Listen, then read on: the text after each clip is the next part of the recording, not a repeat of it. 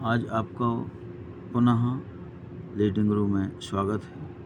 आज क्लास 7 का जो सेकंड लेसन है the gift of the child, इसकी हम थीम हिंदी में थीम समझाएंगे। ठीक है, ये एक नाटक है जिसमें रुक्मणी, रवि, मृदु, पड्डू मामा आदि आदि प्रोटोगनिस्ट है। इसमें इसकी अब हिंदी थीम देखेंगे।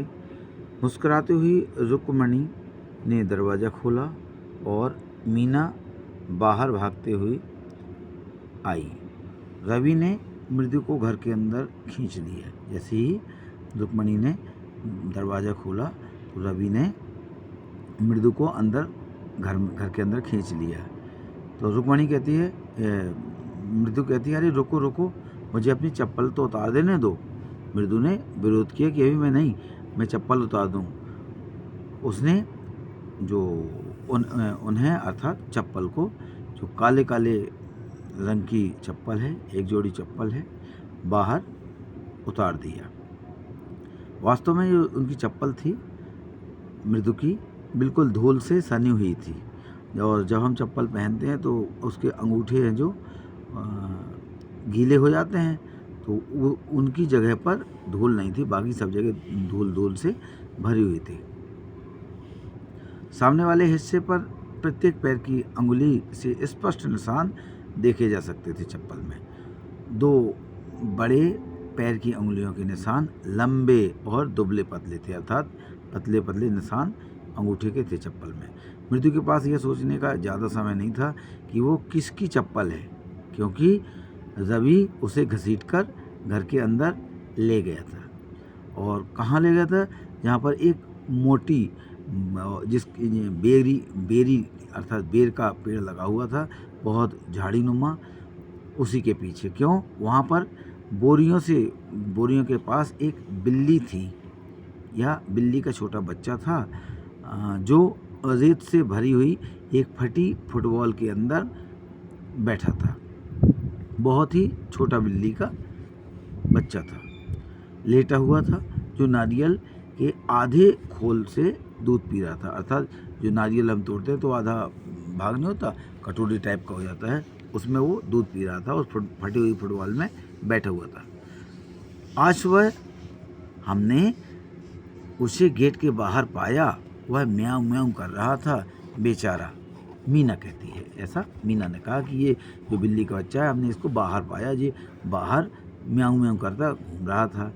यह एक रहस्य है अम्मा, चूँकि मीना कहती है कि ये रहस्य अम्मा ने बताया, या अम्मा कहती हैं कि अगर पाती को पता चल गया कि हमारे पास बिल्ली का बच्चा है तो वो पाती अर्थात पाती घर को छोड़कर चली जाएगी पड्डू मामा के पास, क्योंकि पाती को जानवरों से बहुत ही एलर्जी है। तो ये कहा गया कि पाती को पता नहीं चलना चाहिए। ठीक है ना। रवि ने कहा, हम लोग हमेशा कहते हैं कि जानवरों पर दया करो, जानवरों के प्रति दयालु बने, लेकिन जब हम ऐसा करते हैं, अर्थात रवि कहता है कि लोग कहते हैं कि भैया जानवरों पर दया करो, लेकिन जब हम जानवरों पर दया करते हैं, जानवरों को घर लाते हैं, तो फिर वही लोग अर्थात बड़े लोग ही कहते हैं कि इसको क्यों लाए, ये गंदा जीव है, इससे जर्म्स आ जाएंगे। क्या आप जानते हैं कि रसोई से दूध लाना कितना मुश्किल हो गया? कौन? रवि कहता है कि भैया मैं दूध लेने गया था इसी को कैट के लिए, मुझे दूध लाना बड़ा मुश्किल पड़ गया। क्यों? क्योंकि जब वो गिलास में दूध लेके आ रहा था रवि, उसी समय उसे पाती मिल जाती है। वो कहती है, अरे भैया ये दूध कहाँ ले जा रहे हो? तो रवि कहता है, मुझे बहुत बहुत भूख लगी है। और रवि को दूध पीना बिल्कुल पसंद नहीं है, लेकिन ये पाती को शक न हो जाए, इसलिए रवि को ही दूध पीना पड़ा। जब वो दूध पी रहा था तो पाती बोली कि लाओ मैं इसे धो दूँ। तो रवि कहता कि ना मैं धो लूँगा, क्योंकि उसको वो बचाना था, वो तो बिल्ली के लिए था दूध, वो उसे दूध पसंद नहीं था। लेकिन जब तक पाती खरीदी तब तक उसे आधा दूध पीना पड़ा, आधे गिलास का। मुझे बहुत भूख लगी है, मैं इसे पीना चाहता हूँ, रवि कहता है पाती से। लेकिन जिस तरह से उसने मेरी तरफ देखा, उस गंध से दूर भागने के लिए मुझे इसका अधिकांश भाग पीना पड़ा है, रवि कहता है। फिर उसने गिलास वापस मांगा, पाती ने वापस मांगा, तो पाती मैं इसे खुद धो लूँगा, रवि कहता है। मैं इसे खुद धो लूँगा, तुम्हें क्यों परेशान करूँ। और मैं संदिग्ध हो गया, अर्थात मैं बिल्कुल भौचक्का हो गया कि अब मैं क्या करूं। यदि पाती ने गिलास मांग लिया तो मैं फिर कैसे बिल्ली के बच्चे को दूध दे पाऊंगा। अब हमें कुछ और सोचना होगा और दूध का इस नारियल के खोल में डालना होगा। रवि कहता है, मैंने उससे कहा, और रवि कहता है मैं भागकर इसे वापस लाया और इससे पहले कि वास्तव में किसी को पता चले, मैं इस गिलास के दूध को बिल्ली के नारियल के खोल में डाल दूं, महेंद्रन के खोल में। तो वो कहती है, अरे महेंद्रन, ये महेंद्रन कौन है। तो कहता है, अरे महेंद्रन इस छोटी सी बिल्ली का नाम ही महेंद्रन है। मृदु प्रभावित हुई। मृदु को बड़ा आश्चर्य हुआ कि भैया इसका नाम महेंद्रन कैसे हुआ। यह एक वास्तविक नाम था, न कि सिर्फ एक प्यारी सी बिल्ली का नाम था। असल में उसका पूरा नाम महेंद्र वर्मन पल्लव पूनई था, अर्थात MP पूनई, जिसे आप संक्षेप में MP पूनई कह सकते हैं। जैसा कि बिल्ली एक अच्छी नस्ल की है, जो बिल्ली थी वो बहुत अच्छी नस्ल की थी, और उसके पैरों को देखो तो शेर के समान, जैसे उस शेर में वो निशान होते हैं, उसका जो कलर होता है वैसे ही था, उसी की तरह था। और आप जानते हैं कि प्राचीन पल्लव राजाओं का प्रतीक क्या था, रवि कहता है। कि आपको बताया कि प्राचीन पल्लव राजाओं का निशान क्या था। उसने मृदु की ओर उम्मीद से देखा। किसने? रवि ने। मृदु खिलखिला उठी, अर्थात मृदु हंस पड़ी। सोचो कि मैं मजाक कर रहा हूँ। उसने सोचा कि मैं मजाक कर रहा हूँ। अच्छा जरा रुको, मैं तुम्हें कभी दिखाऊंगा। यह स्पष्ट है कि तुम इतिहास के बारे में कुछ नहीं जानते हो। महाबलीपुरम नहीं गए क्या? रवि कहता है, क्या तुम कभी महाबलीपुरम नहीं गए, है ना? उसने रहस्यमय ढंग से कहा, रवि ने। ठीक है, क्या कहा? ठीक है, जब हमारी कक्षा महाबलीपुरम गई तो मैं उसकी थाथा वगैरह वगैरह। सच तो यह है कि महेंद्र वर्मन, अर्थात वो कहता है कि ऐसा वैसा वैसा वैसा, उसकी कहानी जोड़ता चला जाता है। वो कहता है महेंद्र वर्मा उसी प्राचीन बिल्ली के वंशज हैं, अर्थात जो ये बिल्ली है ये उसी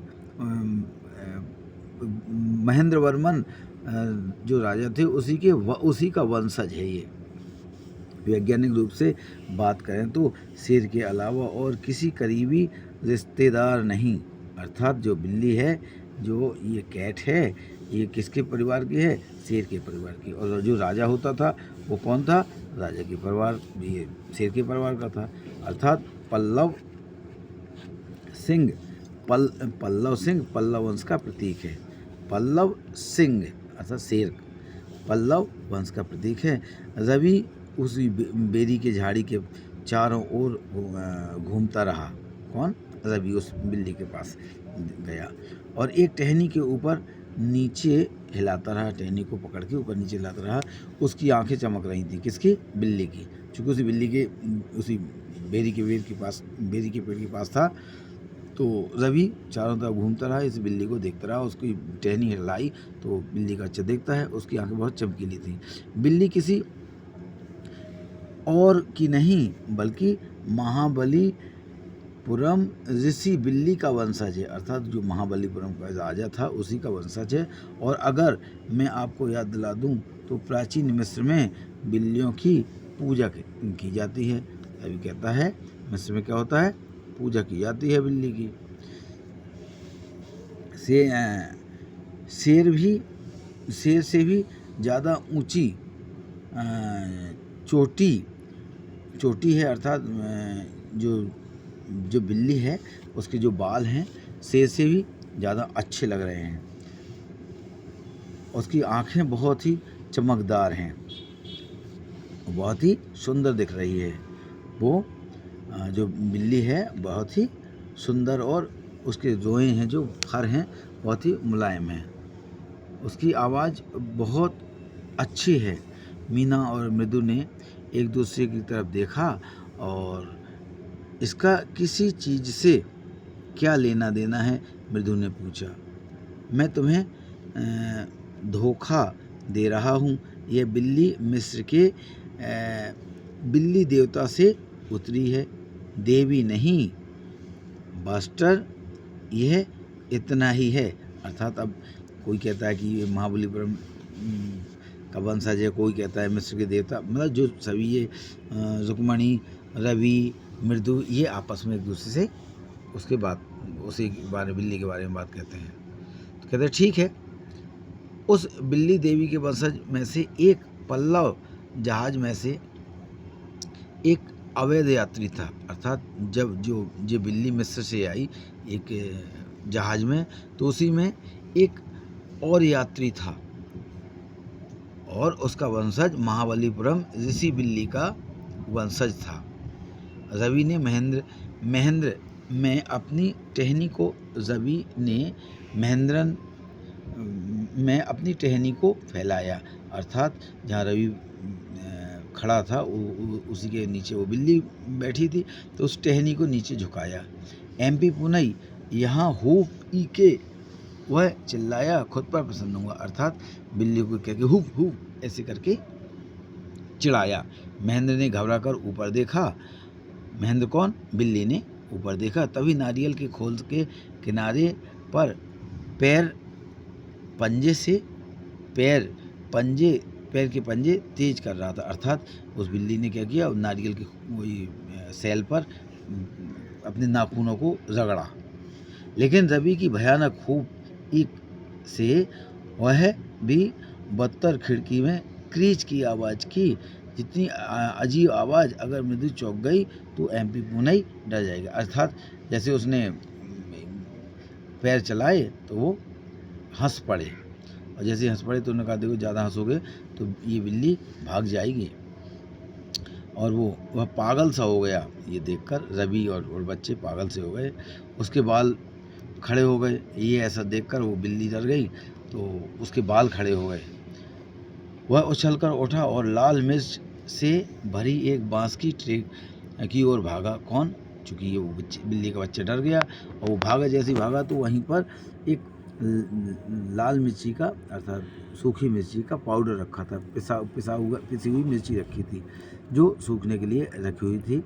उसके नीचे छिपने की कोशिश करते हुए उसने मिर्च अपने ऊपर गिरा ली। अर्थात बिल्ली ने सोचा कि मैं यहाँ छिप जाऊँ, ये बच्चे हैं सब, तो वो मिर्ची उसी के ऊपर गिर गई। मई आ, वह बुरी तरह चिल्लाया। रवि चीख पुकार लगातार जारी रही।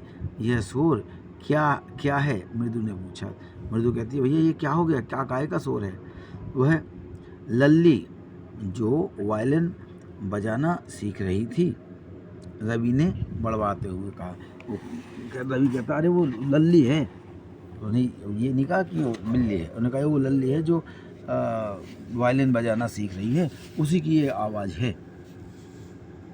वह कभी भी कुछ नहीं सीख पाएगी। और कहते हैं देखो लल्ली तो कुछ नहीं सीख पाएगी। उन्होंने मतलब बिल्ली से ध्यान हटाने के लिए कोई समझ ना पाए, कहा ये लल्ली है, लल्ली कौन कुछ सीख पाएगी, ये कुछ नहीं सीख पाएगी। बस संगीत गुरु तो बस ट्रेंड की तरह आगे बजाते ही चले जाते हैं। अर्थात संगीत गुरु हैं जो बहुत अच्छे से आगे बजाते चले जा रहे हैं, लेकिन लल्ली हमेशा पटरी से उतर जाती है। अर्थात लल्ली जो गाती है वो बेसुरा गाती है, पूरी तरह से पटरी से उतर जाती है। अर्थात पूरी तरह से बिल्कुल भी स्वर नहीं बना पाती।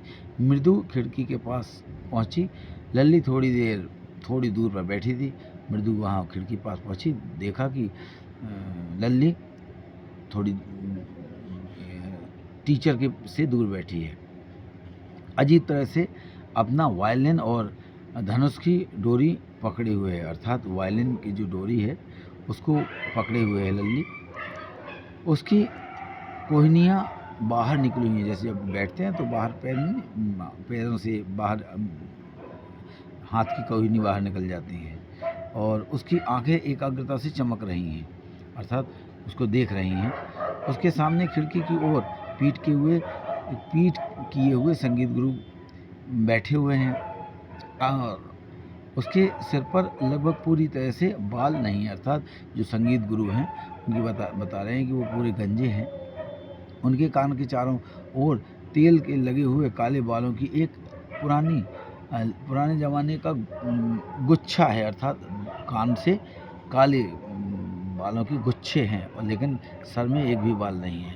उसकी चमड़े जैसी गर्दन के चारों ओर एक सोने की चेन चमक रही है, अर्थात जो संगीत गुरु हैं, संगीत टीचर हैं, उनको एक जंजीर सोने की पहने हुए हैं।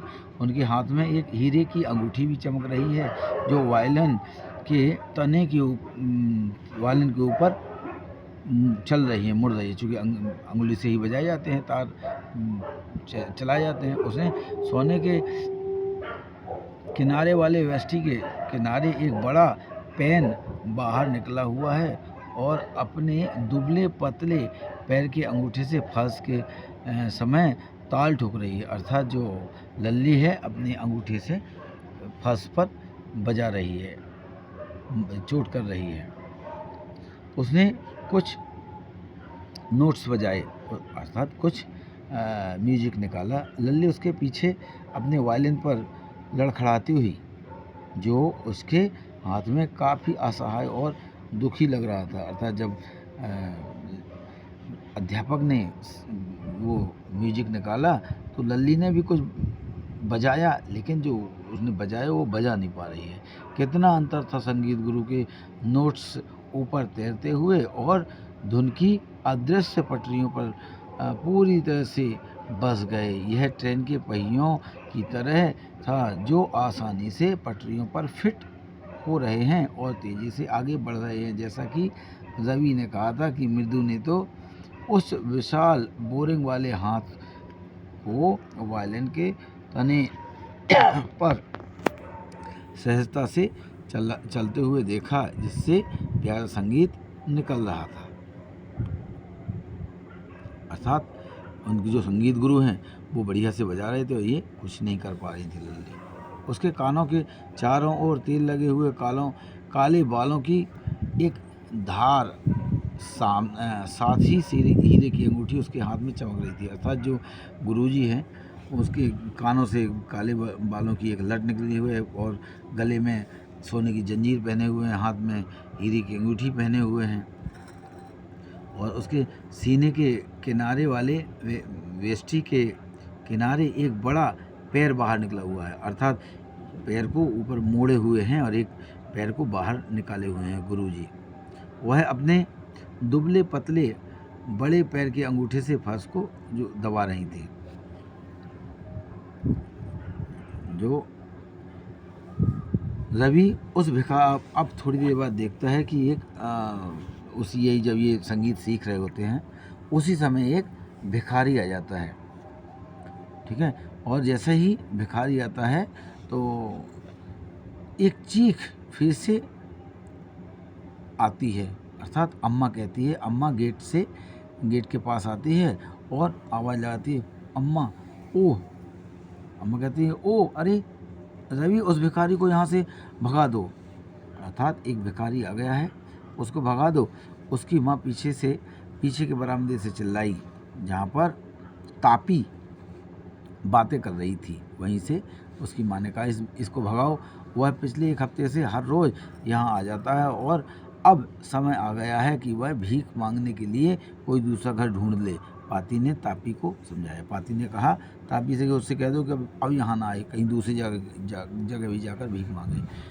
मृदु और मीना रवि के पीछे आए, अर्थात रवि, मृदु और मीना उस भिखारी को भगाने के लिए आए। भिखारी पहले ही बगीचे में था और अपने आप को घर जैसा महसूस कर रहा था। चूँकि वो रोज आता था तो उसे लगता था कि ये मेरा ही घर है। उसने नीम के पेड़ के नीचे अपना ऊपरी कपड़ा बिछा लिया और उसके तने से टेक लगाकर बैठ गया। उसे टिक कर बैठ गया। जाहिर तौर पर वह थोड़ी देर के लिए झपकी लेने के लिए तैयार था सोना चाहता था, जबकि वह भीख आने का इंतज़ार कर रहा था। चलो चले जाओ, रवि ने सख्ती से कहा। रवि ने कहा कि डांटते हो कि यहाँ से भागो, मेरी पावती कहते हैं कि अब समय आ गया है कि तुम भीख मांगने के लिए दूसरी जगह जाओ, अर्थात अब यहाँ से तुम भाग जाओ, अब यहाँ मत आना, तुम बार बार यहीं आ जाते हो। भिखारी ने अपनी आंखें चौड़ी करते हुए और बारी बारी से सभी बच्चों को देखा और इस घर की महिला उसने अंत में भावनाओं से भरी आवाज़ में कहा, अरे बहुत दयालु हैं इस घर की महिलाएं, जो इस घर की आत्माएं हैं बहुत ही दयालु हैं। ऐसे मैंने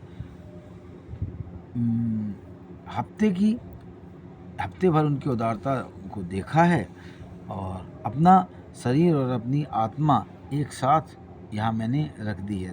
भिखारी कहता है कि ये यहाँ के लोग बहुत अच्छे हैं, मेरा शरीर मेरी आत्मा तो यहीं है। मुझे विश्वास नहीं होता कि वह मुझे वापस भेज देंगे, अर्थात भिखारी कहता है कि मुझे नहीं लगता कि तुम मुझे भगा दोगे। उसने अपनी आवाज़ ऊंची की, अम्मा अम्मा ओ।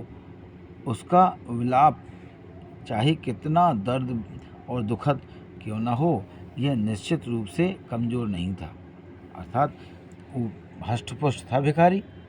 यह उसके मुरझाए हुए पेट से एक गहरा मजबूत गड़गड़ाहट के रूप में आवाज़ निकलना शुरू हुआ।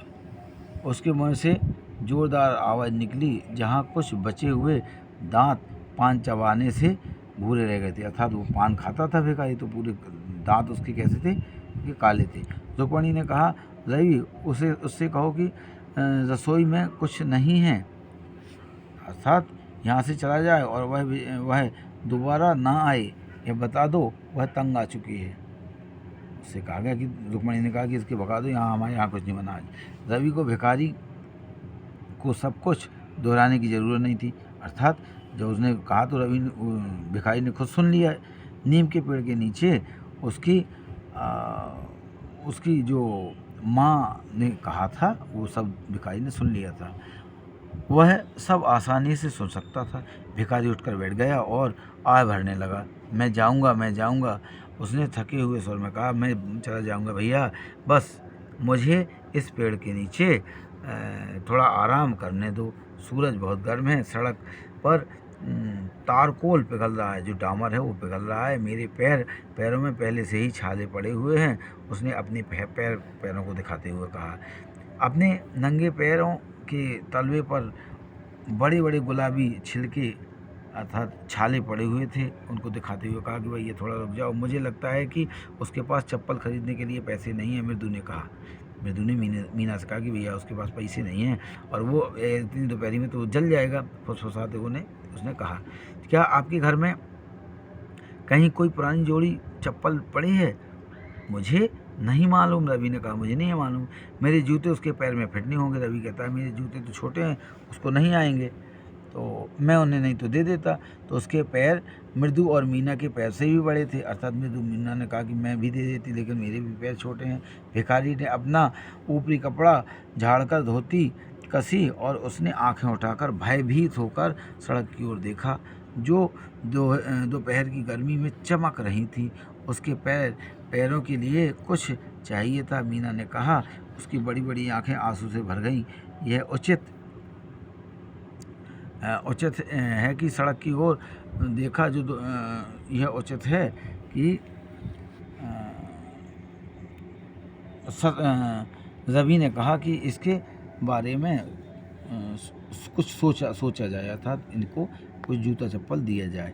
यह उचित है कि वह कोई मदद नहीं करेगा।